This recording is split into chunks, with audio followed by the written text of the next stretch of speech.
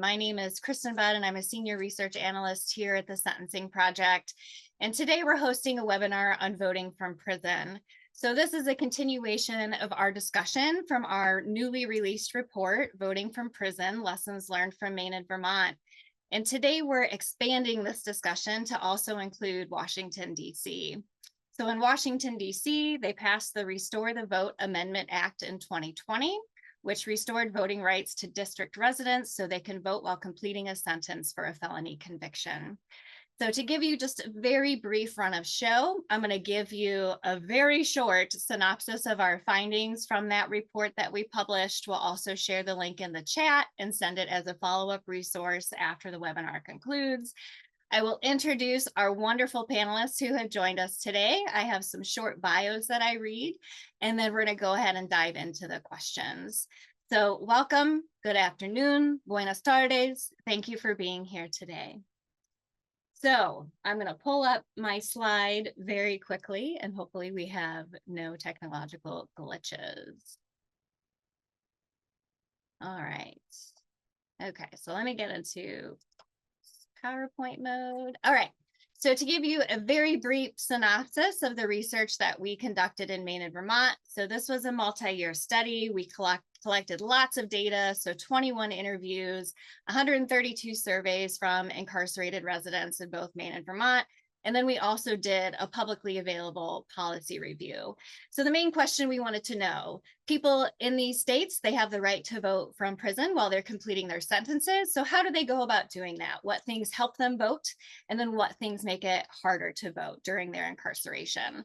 So the facilitators are things that helped incarcerated residents vote or the facilitation of that process.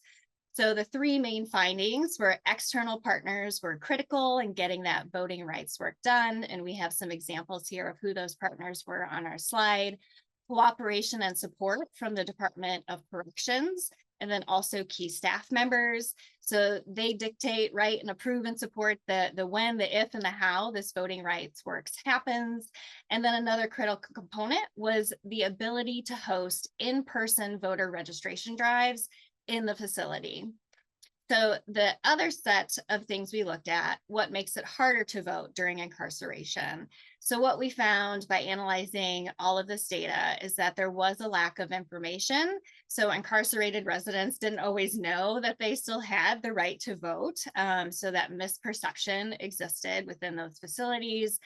Also, lack of information about how to vote, right? So how do I go about registering? And even more critically, how do I go about now requesting a ballot, right, when it gets to that step?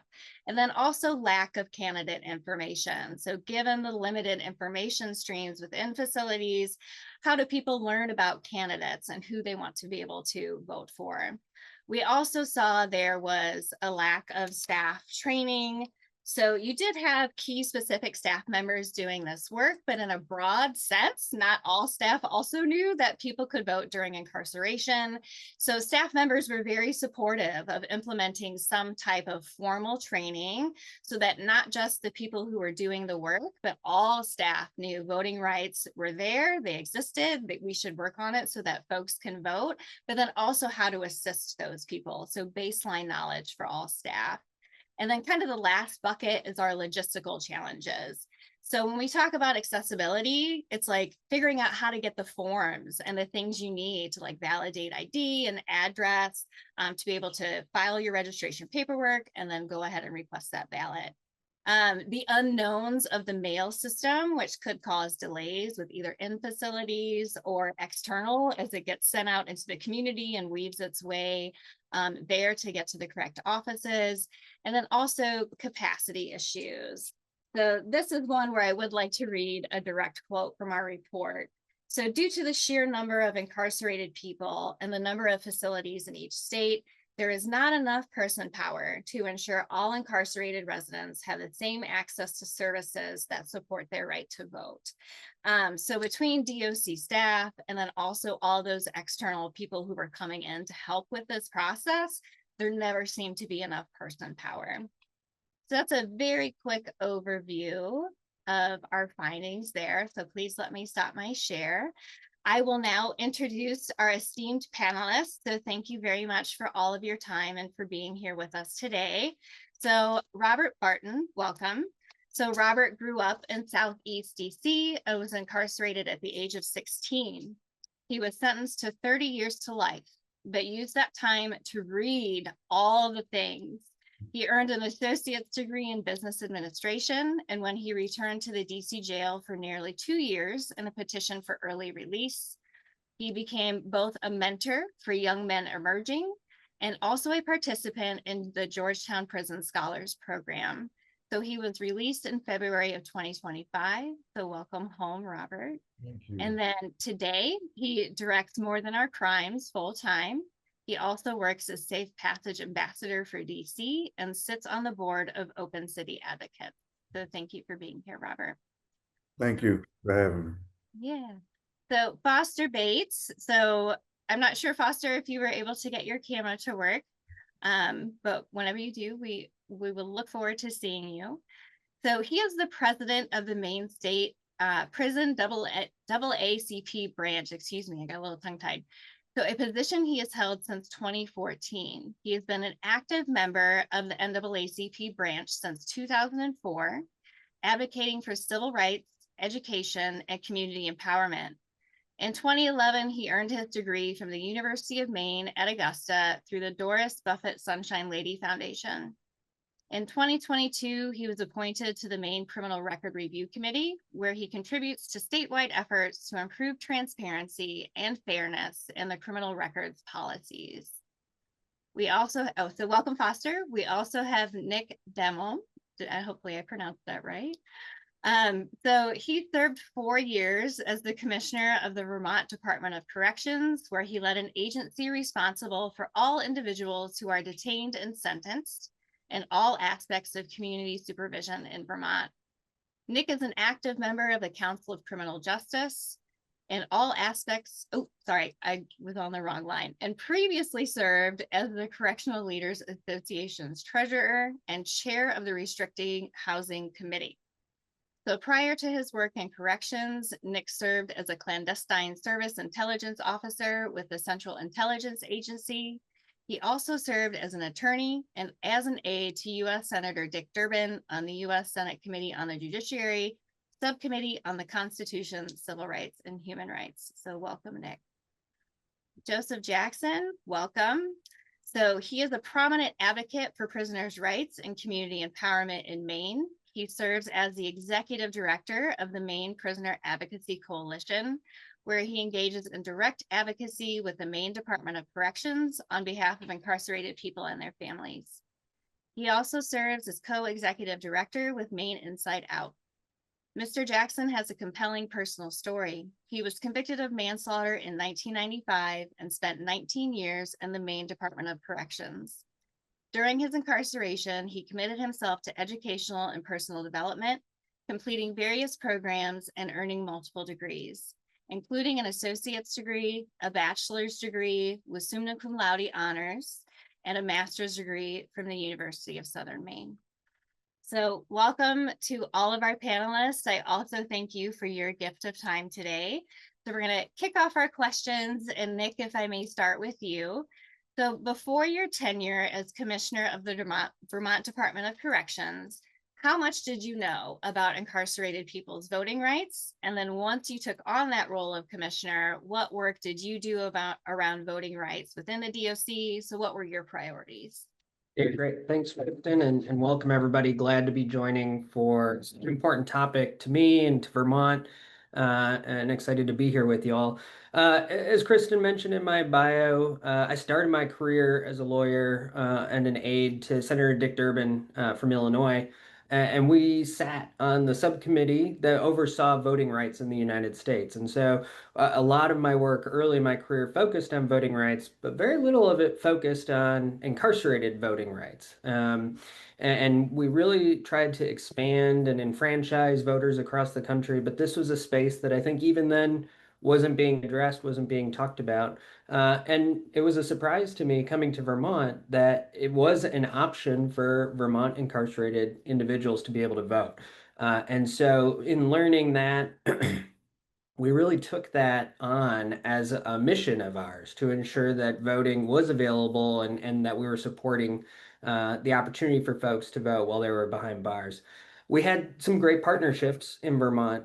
We had the University of Vermont Political Science Department had a project where they would work to bring voting materials into the correctional facilities, bring voter guides that had information about each candidate and every election, municipal, state, and federal elections.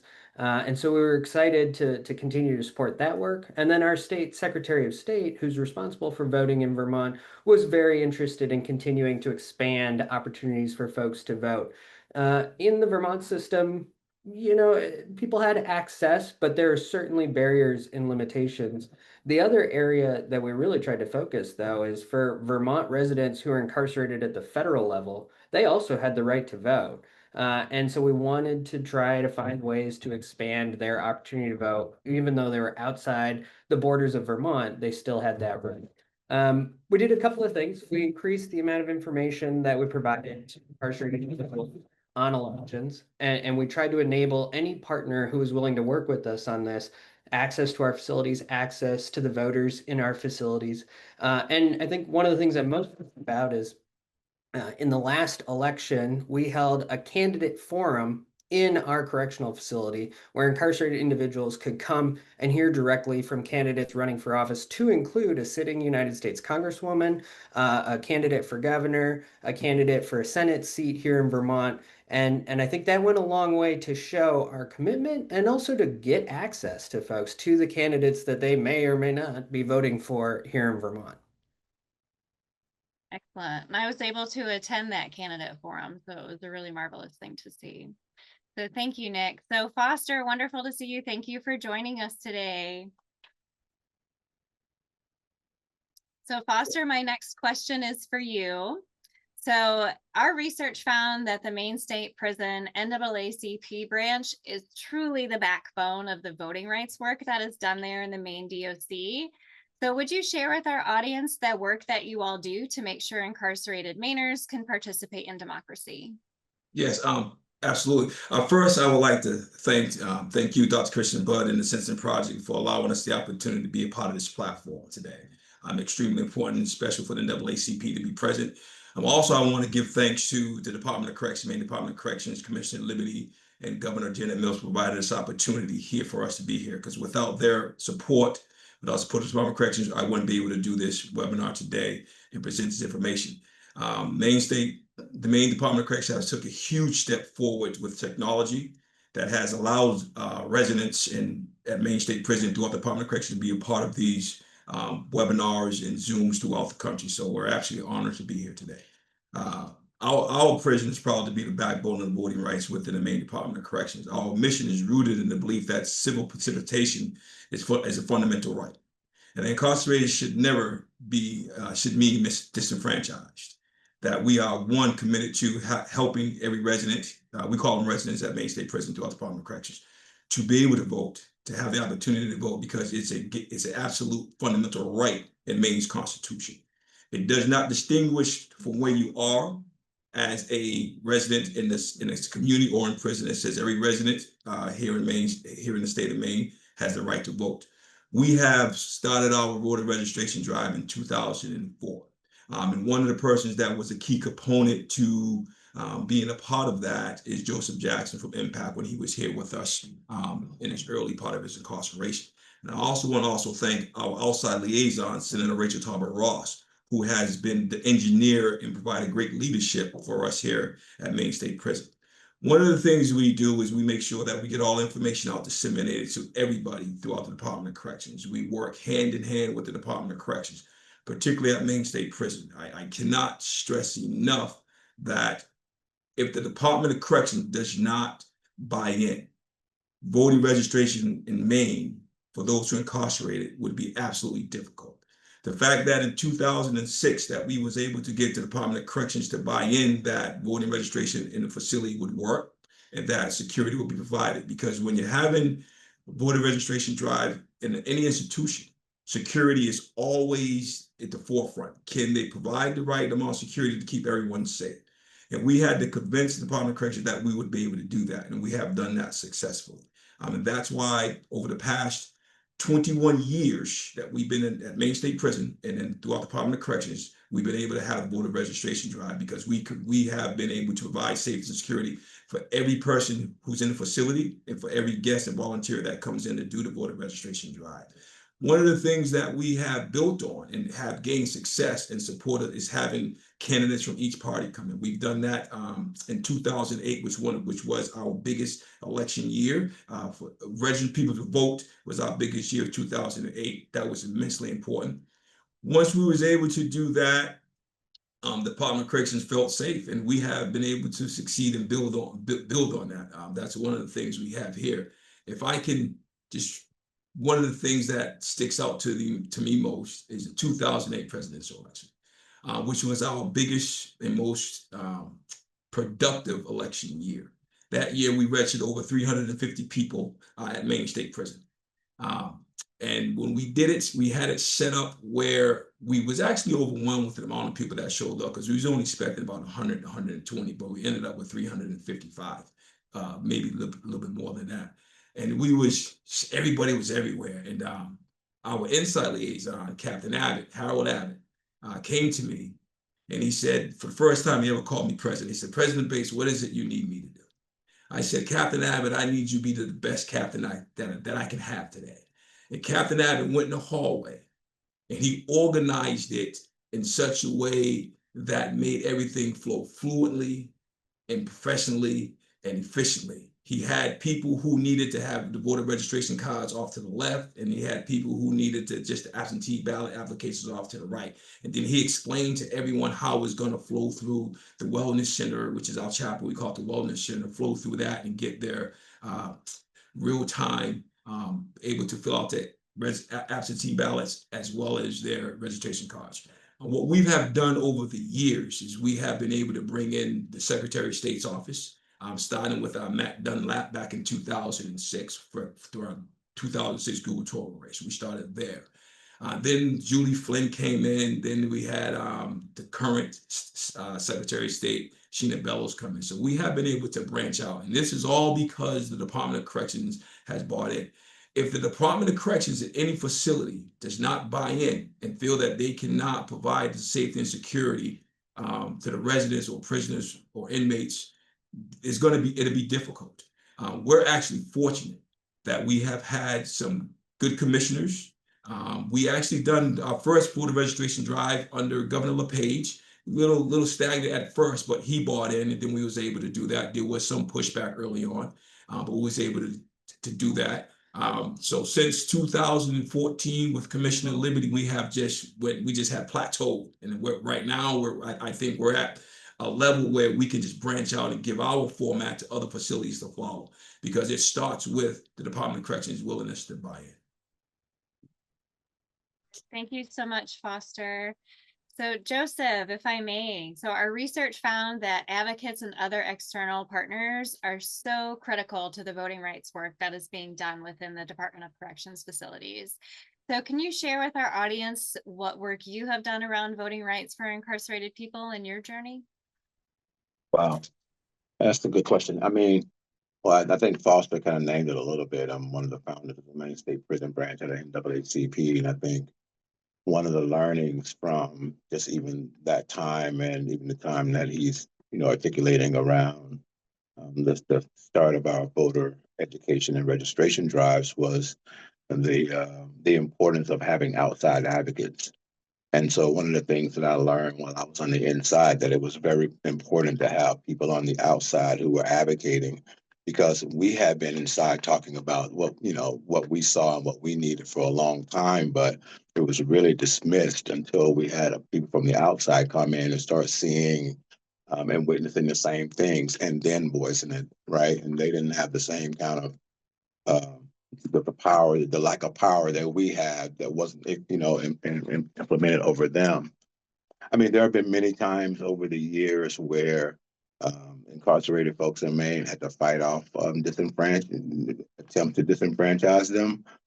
There are people who don't believe that incarcerated residents should be able to vote. And so over the years, Outside folks had to, lobby representatives and put in our own bills to make sure that, the right to vote was not only maintained but strengthened here in our state. There have been some questions because a lot of our residents reside in one location in the state, and they're citizens, but their vote doesn't matter in their in the place where they reside. And so therefore they're counted as bodies, which, obviously, has an impact on the number of representatives from any jurisdiction, but their vote themselves can only count where they once lived in Maine. So we've been wrestling here in Maine with this, this premise of being counted in one area as a body, which, impacts representation, but then the same representation their vote doesn't count in those areas. So those are one of the things that we've been struggling with here in our state. And I think it's very important for outside people to be involved. And just really quickly, even today, like right now, we have a vote of a bill, a referendum to restrict absentee voting, and really require folks in order to have an absentee ballot to show an ID. And in Maine, the way incarcerated people vote is by using, absentee ballots that they request to be sent. And so some of these requirements, to obtain an absentee ballot will really erect a barrier for folks who are incarcerated, and it's a roundabout way to try to disenfranchise them. So definitely we need folks on the outside to kind of maintain and stay the course. Yeah, so the Maine Morning Stars had some write-ups on that ballot initiative. So if anyone's interested, I would recommend reading some of those pieces to learn more about that. So thank you so much, Joseph. So Robert, welcome.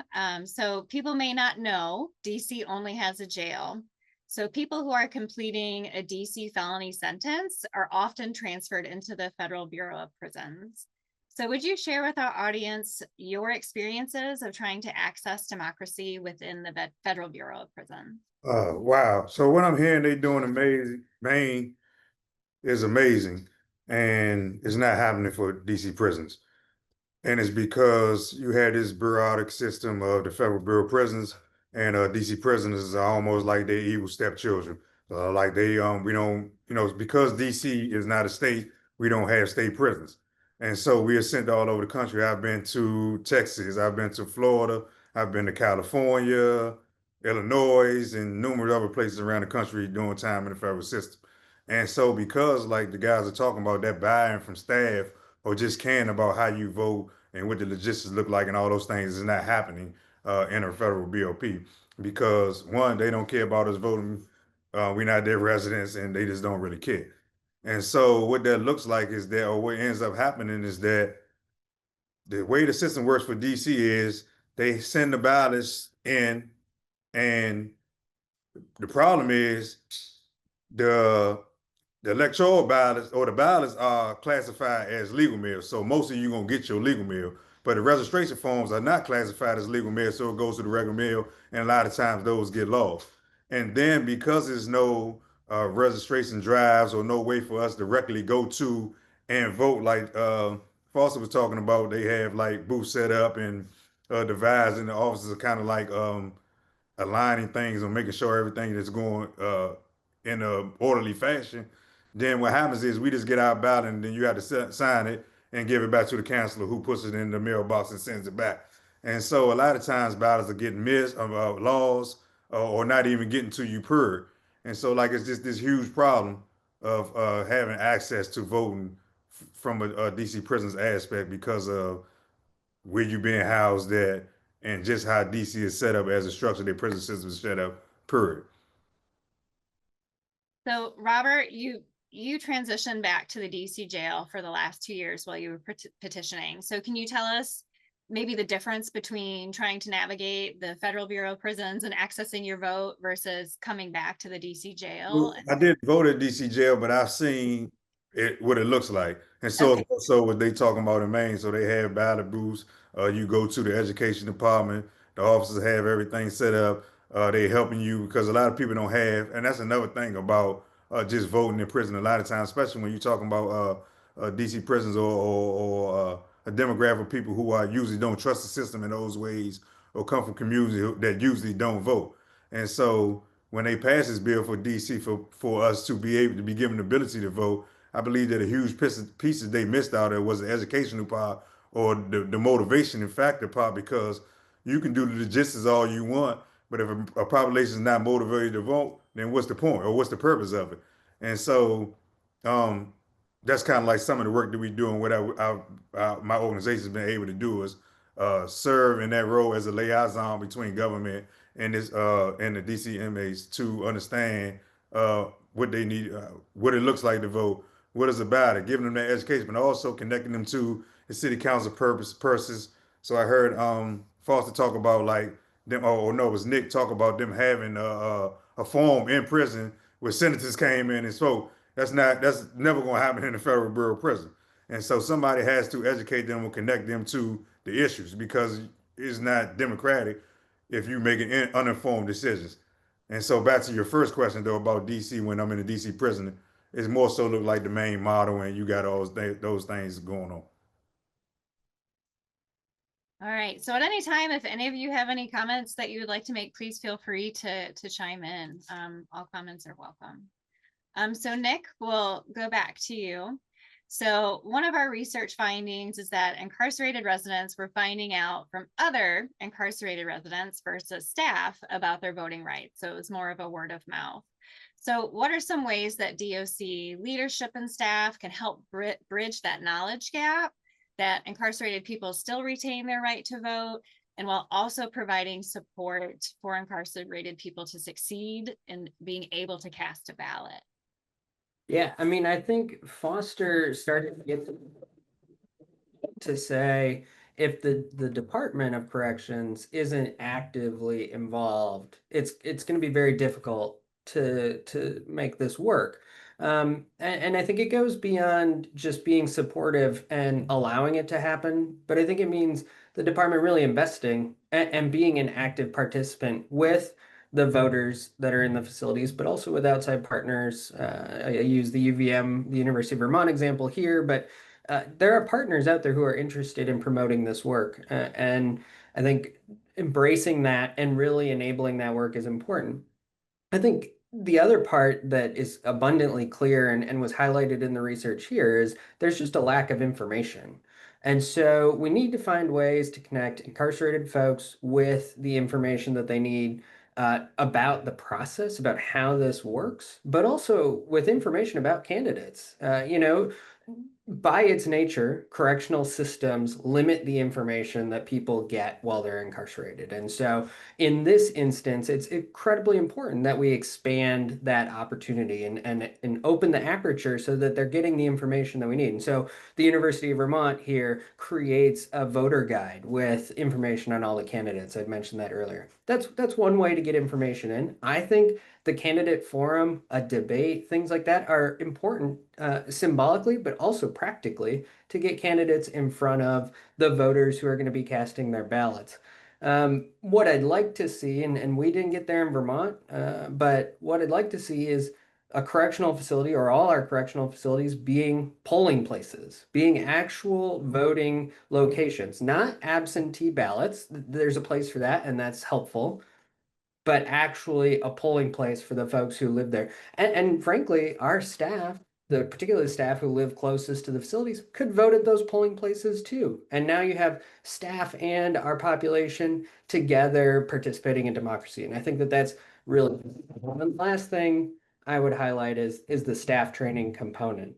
This even in Vermont, where I think we did this well, but certainly there's room for improvement. We did not prioritize staff training to help them prepare for the elections, to help connect people with the resources they need. It sounds like there's some examples in Maine and other places where staff are kind of going out of their way to do it. But how do we build that right into the process? That's the Department of Corrections. I think that those steps will help us get further along. Foster, did you have something you wanted to add? I saw your little hand go up. Yes. One of the things a couple of things we do here, which is really important. We make sure that our caseworkers are involved. We have caseworkers who actively get involved.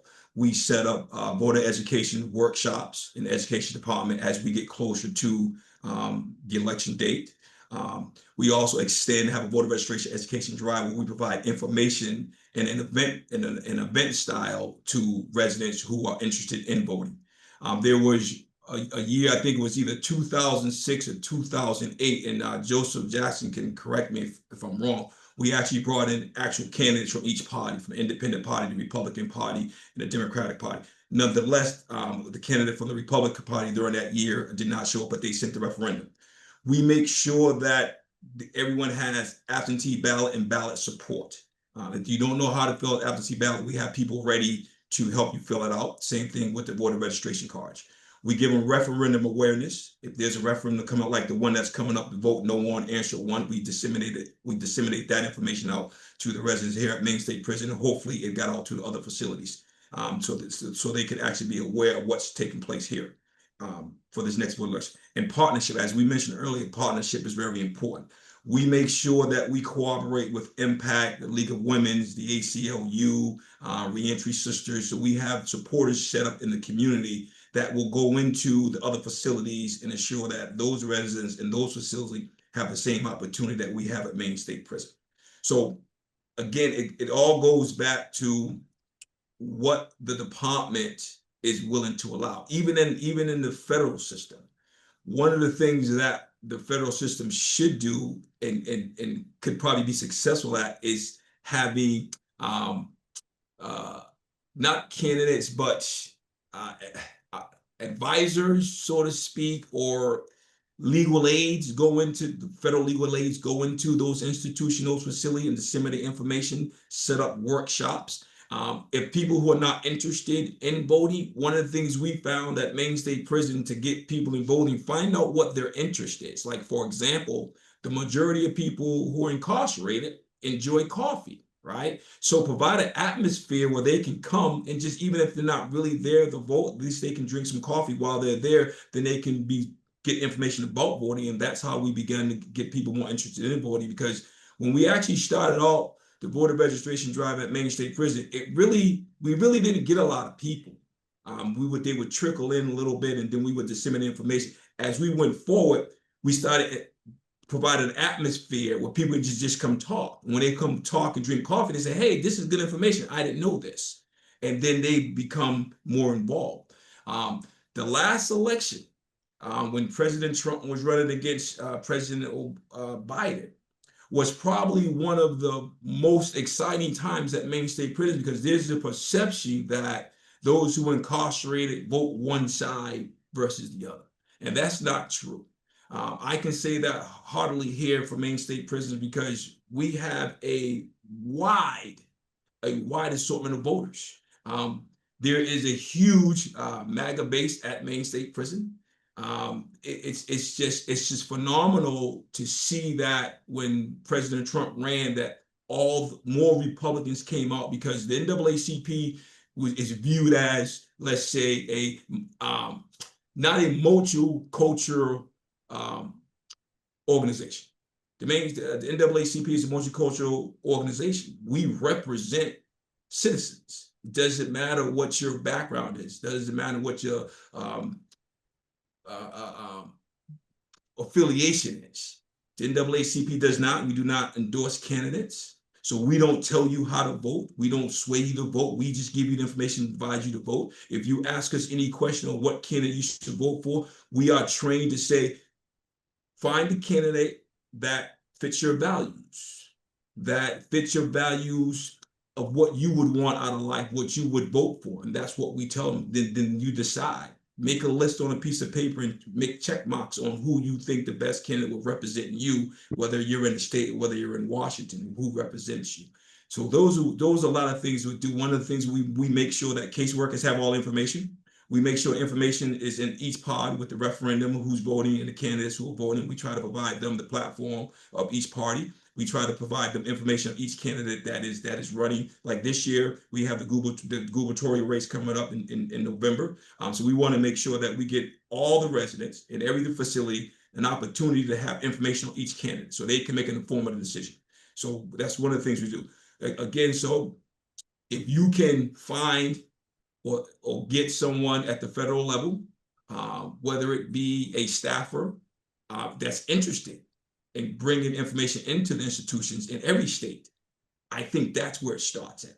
You got to start at the groundwork, because if you can get the department, the institution to buy in, then you can probably get more people in the community who are already excited about going into the facilities to disseminate this information. But it starts, again, right with the institution that you're in. So if you can find that one institution that's willing to do it, I think that's where the success starts. Thank you so much, Foster. Robert? Yes, I just wanted to add, I think the two main things that they doing it right in Maine. I think the main things that I wanted to add though, when you was talking about like education, I think it's more than education, is what the education look like.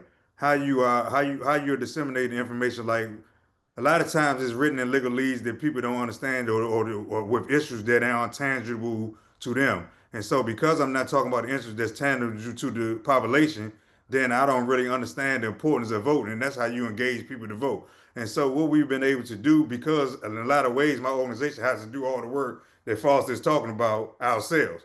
And so what we do is we've done a video with a city council person where we had returned citizens that voted in prison and now are voting outside, and they having a conversation about the importance of being civically engaged and what that looks like. And we're trying to get that into the federal prison as an educational tool. It was hard to do, wasn't able to do it, but it was a progress. We've written a book about voting, but in urban novel form, novella form, to where as though it's interest to them, or we've started a correspondence course where we are talking about issues like the Incarceration Reduction Minimum Act, which is the bill that I came home on, that recognizes that juveniles should be held as culpable as adults because of brain size and their brain are fully mature to 25 and all those type of things. But these are things that's tangible to these guys. You're seeing all these people go home on this bill. There's over 300 people that went home on this Incarceration Reduction Amendment Act. And now I'm seeing all these people going on, but I don't understand like the gist is what type of lobbying had to go on to get this bill passed? What type of advocacy work had to go on? What does this really look like? And so now, because I'm getting invested in that, because I'm seeing people going home and it's tangible to me, now I'm more apt to vote. Now I'm more apt to realize what civically engaged means and what that looks like. And so I'm just saying that I believe that the education needs to be done in those forms. Thank you so much, Robert. Joseph, did you want to add something? Yeah, I wanted to add on to what Mr. Burton was talking about, and talking about the importance, not only the importance of education, but having conversations with demographics that don't necessarily like use the ballot, and has historically been not used the ballot. And so part of like some of the work that and hopping on a little bit of what Foster was saying was educational component is why it's important. And particularly for people on the inside, to have an understanding of why, having the right to vote is important for them. And I think, and saying it in plain language. I think there are different components of the attractiveness of it. Like, in Maine, like, we don't have parole. And so a lot of, incarcerated people, like, my vote will count, And if I use it, it might bring back parole to our state. But then there are others that, got, families in the community and didn't understand like their vote also, decided what their school was going to teach, who was in the lead of that. So there is just so much around like, education around the importance of like the vote. And so I think that's something like how we talk about it, particularly around BIPOC individuals and thinking about from that standpoint. So that was definitely one of the things that we stressed early on was the education, and want to talk to Foster a little bit about like creating a space where that those conversations could take place and everybody was comfortable having them. Because in the beginning, to talk politics is not really a good, it's frowned upon. I mean, people say wars are started over politics.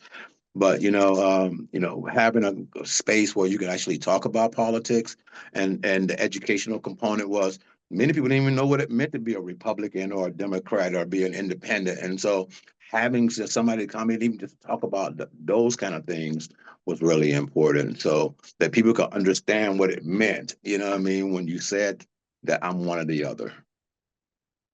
Thank you so much, Joseph. So Foster, we're going to ask you another question, if I may. So if you could introduce something new to the Maine DOC facilities to support incarcerated residents with voting, what would it be and why? So what type of resources would it be important for you to have? One of the resources we absolutely need that we've been trying to get is to allow people to basically use technology for research. Their candidates, as well as what we give them, they can go on and use other researchers as well. One of the things here is that voting is connected to rehabilitation. So the more information, the more you encourage person to participate in civil engagement, the more inclined they become more interested in what their rehabilitation looks like. We want to also make sure that the Department of Correction disseminate information about the challenges with the systematic disenfranchisement. Every year, almost every year, it seems like every 8 years we go through a voting referendum. If we can put a voting referendum to restrict voting rights on the absentee ballots, which affect those who are incarcerated the greatest, why can't we put something like a reentry program on a referendum, something like parole? Put out information about what democracy is, what democracy is all about, and how you can participate in that. I think that's important. And what we also would like to do is we would like to have more to pass a bill. Let's just put this way: to pass a bill that will allow candidates from each party to come in throughout the year when they want to set up a meeting to come in and talk to those who are on the inside, to figure out when it comes to prison reform and criminal justice reform, figure out what can we do as a society, what we can do as a culture to help those who are being released. Come in and get information. We're a voting block at Maine State Prison. We have over 900 people here at this particular moment. So we're actually a community that votes, and we have power in the vote. And one of the things you do is instead of blocking candidates from coming in, allow them to come in at will, to sit down and talk. Allow us to do more town hall meetings. We did one little small one. Allow us to do town hall meetings when we get closer to the election time, to have candidates come in, have it moderated. We can set up moderators with our college. We have an elaborate college program. We have a program, we have students with PhDs. We can use our residents within the Department of Corrections and do town hall meetings town hall meetings and debates. We like to see a bill pass of that where candidates are required to at least pick a facility, 1 or 2 facilities within the state, and do a town hall meeting or do a debate at one of the facilities. I think that would go a long way. I would like to see them do that. Encourage more participation from the people in community to come in, particularly the candidates. I think that's huge. I would like to see them do something like that. Put something in statute that gives representatives and senators who are running for office the opportunity to come in. Because currently, right now, when we try to get more candidates to come in, unfortunately, our governor Janet Mills has stopped some of those things. So what we're trying to do right now, we got a plan that we want to try to write. I think we have 22 candidates running for the governorship in November. So our plan is to invite all 22 in, and hopefully we can get 9 to commit. And then if we can get 9 to commit, we can submit a proposal to the governor and ask the governor for permission to allow those candidates to come in, so we can either have a debate or a town hall meeting where they can come in and talk about what they're going to do for the state of Maine, particularly something around criminal justice and prison reform. In the last, it's actually longer than this, but I'll just use the last 12 years. In the past 12 years, I have not seen anything positive surrounding criminal justice reform. One of the greatest things that happened while I've been incarcerated was Senator Troy Jackson selected NAACP to be a part of the Criminal Justice Review Committee, which was actually the first time ever that someone who's currently incarcerated was able to participate in that type of setting. I would like to see a bill passed that will allow a civic group member to participate more in legislating surrounding criminal justice and prison reform. Not to be involved in everything legislative, but to be involved in the Criminal Justice Public Safety Committee, public hearings, workshops, drafting the legislation of the bill to allow us to have an input. Because a lot of times what happens is when a bill goes before the Criminal Justice Public Safety Committee, the major voices that can affect the bill one way or the other is never heard. And I think if we can get a bill passed that will allow someone, doesn't matter who it is, someone who has knowledge about criminal justice and prison reform in the state of Maine could be able to at least have a voice in those meetings and those hearings to give them exactly what would help the Department of Corrections. We've spent a lot of time with the Department of Corrections. We spent a lot of time with the Criminal Justice Reform Committee members, Nina Milliken, Representative Nina Milliken, former Representative Jeffrey Bengelos, William Pluker, Senator B.B. Center, Donna Bailey, Senator. So we spent a lot of time in meetings with those representatives and senators drafting up ideas to improve Maine. Unfortunately, Maine is dead last when it comes to reentry because the voices that can help the most is left out. So I think a bill surrounding that particular area, allowing someone who's currently incarcerated to participate more in legislative hearings and legislative meetings and referendums and public hearings and hearings. When they go into workshops, no one who's incarcerated is part of the workshop. So I would ask, like, how can a representative who doesn't have lived experience to speak for those who are currently incarcerated? One of the greatest things that's happened for those who are incarcerated was Joseph Jackson, Representative, now Senator, former Speaker of the House, Rachel Talbot Ross, Linda Smalls, who's doing reentry sisters, Jan Collins, Jeffrey Bengelos. Because of their leadership and support in the community is why we're able to have a voice at some of these meetings. Joseph Jackson's experience as being incarcerated, now the director of Impact, is actually, it's monumental because he has a voice that he can represent those in here. But the thing is, that's only one voice. See, he needs a supporting voice. He's in the community, so he's no longer incarcerated, so he might not have the same weight as someone who's incarcerated that can explain to a legislator that the bill that they're trying to pass to restrict voting registration is going to hurt those who are incarcerated. When you hear it firsthand for someone incarcerated, that's important. And when you look at the referendum we're dealing with now, we just did a voter registration, a smaller version of voter registration drive, October 8th. We registered another 61 people. We're going to have a bigger one as we get close, I think sometime in June or July of 2026. That's when we're really going to get into the depths of how horrible this referendum is. Because not only does it take away or restricting the voting rights of college students, the disabled in the community who can't get to the ballot box, who may not have a state ID, you're actually disenfranchising 2,000 people who are incarcerated in the Maine Department of Corrections because we don't have state IDs. So if this referendum passes, you just knocked out 2,000 people from voting. And if you're abreast to Maine's constitutional voting, you will see within that monumental document, it says every citizen in the state of Maine has a right to vote. It doesn't distinguish as to where you are. So when we see these referendums, the referendums is, in my opinion, is trying to circumvent the Constitution. We're not saying you can't vote. We're just saying you just got to have the right information to vote.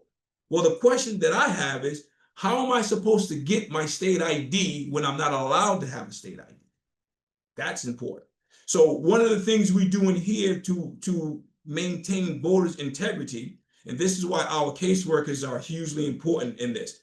We actually have to have our applications notarized. We have to fill out a field notary, have the caseworker verify that I am the person who is filling out this absentee ballot application, that I am the person who's filling out the registration card. They sign it, and then we've been fortunate enough to have the Secretary of State send her office into the facility and allow us to register to vote in real time. And then they take the applications back to the State House, process them, and then we get an absentee ballot. This referendum restricts all of that. And I think that's where we have to come to the conclusion is, let's just stop putting out these referendums trying to, take 2,000 to unenroll 2,000 or purge 2,000 people from the voting from voting every cycle. Thank you so much, Foster, for those very powerful statements. So during those statements, you gave a couple nods to Joseph. So we're gonna swing back around to Joseph. So Foster hinted at this a little bit, that you were very much actively involved in voting rights work during your incarceration. So can you tell us a little bit about that journey for you? And then also, what advice would you say or give to someone who is incarcerated, who they're not quite sure if they would want to vote or participate in voting while they're incarcerated? Oh, yeah, well, I don't know. Foster was hitting me up like I was running for office or something. I appreciate it. No, I think, I mean, this is a question I get all the time. I mean, even today, I mean, I'm talking to and speaking to mentoring folks out in the community who don't see the need to vote. And I just recently had a conversation this week about how important that was to a young Black man who afterwards, actually changed his mind. So I didn't really think about it like that. And so, but had really centered himself on, this is not for me. I mean, it doesn't matter who I vote for because it's not going to matter. It's not going to change the conditions of my life. And really wanted him to understand, like, it does really matter and it could. And so, I think these are kind of like the things that I talk about. I talk about, like, particularly if someone has a family and you're in a community, how important it is, the closer it is to that community, the bigger your vote is. And not necessarily, it's not the same as voting for president and 350 million people, or however many million people are, are voting. But in our community, we have, 8,000 people in our city. That vote counts a lot. And, the margins of error, are much smaller, and could definitely have a huge impact on who's deciding what money goes where. And I think that's a big deal when people can begin to understand that. As far as, like some of the things that I wanted to hop back, I really loved Nick's idea. Nick had an idea of turning prisons into polling places. And I think that, and in Maine, for instance, I really believe that could happen. Our Secretary of State's office is really involved in preserving incarcerated residents' the right to vote. And it wouldn't be a huge lift. A lot of people think it's a lot of money to make that happen, but it's not necessarily the any more money because we're not building a new place. It's just paying for a salary for somebody to go in and conduct this, or even having volunteers to go in and do this. And I would love to see something like that happening in every prison and every jail in Maine, where we turn them into polling places so that for preserving the right for folks to be able to vote, and maybe eliminating some of these like little hurdles, like for absentee ballots and requesting absentee ballots. So I would love to see something like that too as well.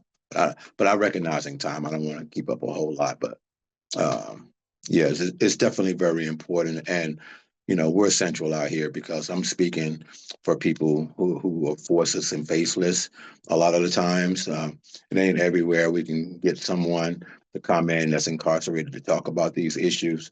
And definitely we're out here lifting up, the need to have like system impacted people being part of the solution.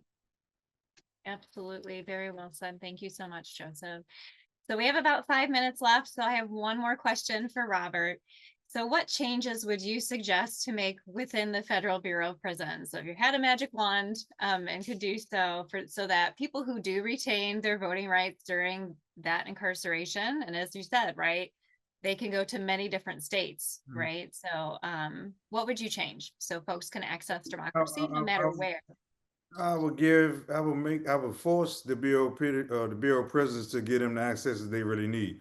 And so, for instance, right now, the only way they get information is through an organization like me outside. I'm talking about the candidates. There's no information about the candidates per their platforms that they running on, different legislation they would get passed if they was voted in, all those type of things. And so that's some of the work that we do is when we serving as the intermediary between them. So we telling them about different candidates, platforms or issues that they trying to get passed.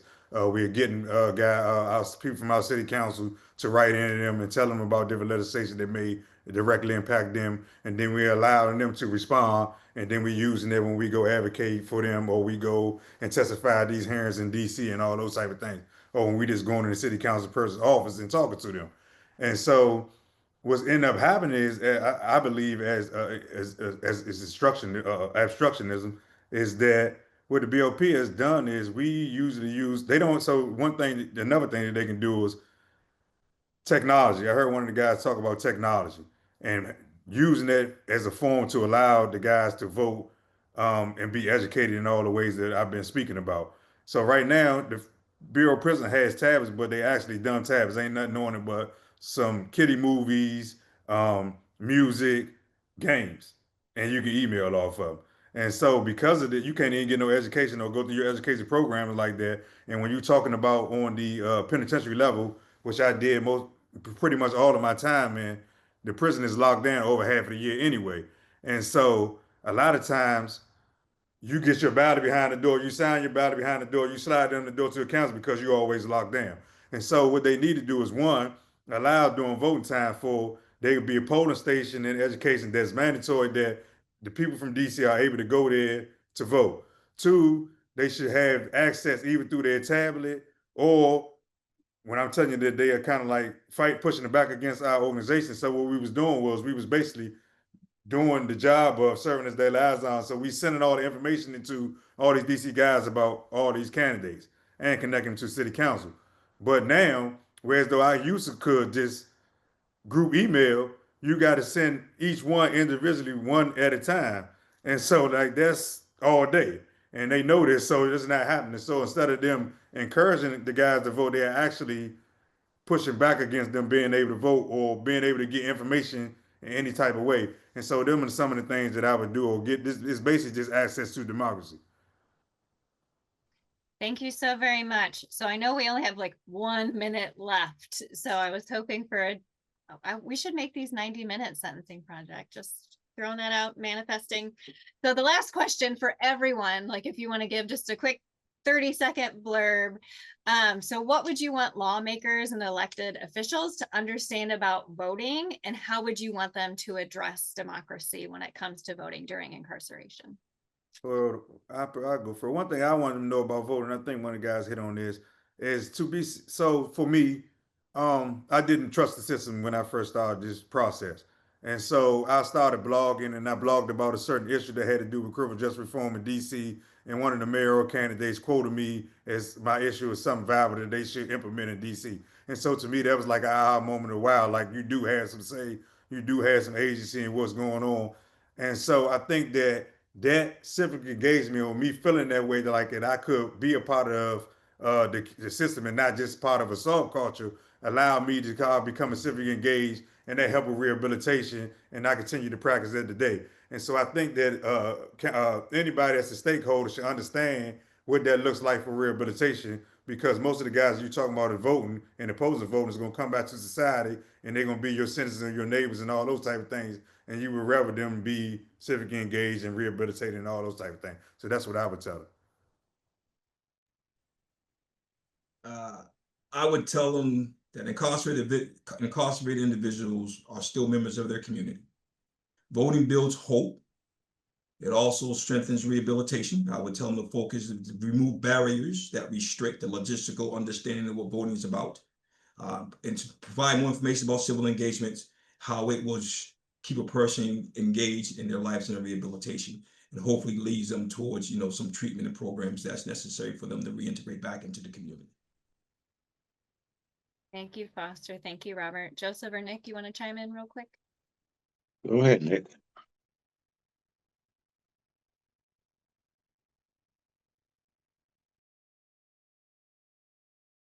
Well, it looks like Nick went off. I would just say the same. I would echo what Foster said, is that incarcerated people are citizens of our state and members of our community, and that over 85% of them will be returning to the community. And so to make sure that they maintain their connection to that community is civic engagement is one of those ways. Yeah, we're gonna go ahead and wrap it up. I appreciate you all for coming today, giving us the gift of your time. I appreciate all of our panelists. Thank you, thank you. It was so marvelous to see all of your faces today. So we'll send out resources after the webinar. You'll get the recording. We also have a Q&A from an incarcerated resident in Vermont that we'll be sharing with you. They could not join us today. So once again, thank you. Keep fighting strong for democracy, and please look for future reports from the Sentencing Project. So thanks, everybody. Thank you for having me, Chris. Thank you. Thank you for having me. Thank you Thank very you. much. Thank you. Everyone.